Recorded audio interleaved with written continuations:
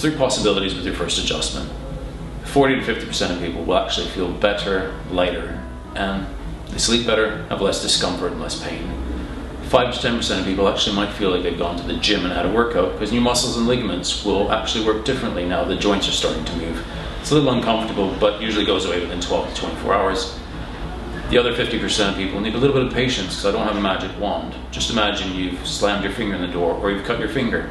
There's bruising, swelling, inflammation there, and it's still going to hurt for the first few days, but healing is happening underneath. So just a little bit of time and patience is necessary for those people.